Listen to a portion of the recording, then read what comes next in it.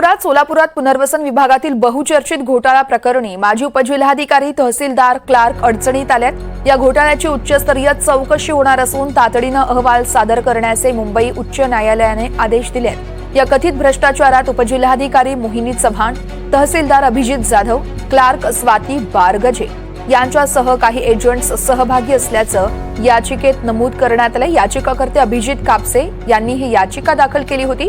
यामध्ये पुनर्वसन विभागाकडून एका व्यक्तीला 35 भूखंड देणं, जमिनीचे दुबार वाटप करणं, पर्यायी जमीन वाटपाचे बनावट आदेश तयार करून बोगस लाभार्थ्यांना लाभ देणं असे आरोप देखील करण्यात आले।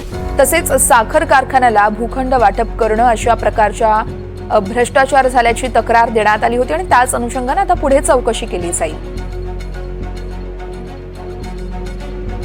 मान्य मुंबई उच्च न्यायालय येथे 2024 मध्ये एक याचिका दाखल केली आणि सदर याचिकेमध्ये 8 एप्रिल 2025 रोजी अंतिम सुनावणी झाली आणि त्या सुनावणीमध्ये मान्य उच्च न्यायालयाने पुनर्वसन विभागाच्या या सर्व घोटाळ्याबद्दल प्रचंड नाराजी व्यक्त करत ताशेरे ओढलेले आहेत आणि जे पुनर्वसन विभागाचे मुख्य सचिव आहेत त्यांनी आदेश दिले आहेत की एक उच्च स्तरीय समिती बनवून 6 महिन्याच्या आत त्याचे पूर्ण सुनावणी घेऊन प्रत्येक आरोपाप्रमाणे त्याची सुनावणी घेऊन त्याची प्रोसिडिंग करून कारवाई करून 18 सप्टेंबर 2025 पर्यंत मान्य उच्च न्यायालयाच्या त्या बेंच पुढे हे सर्व प्रकरण ठेवायचं आहे।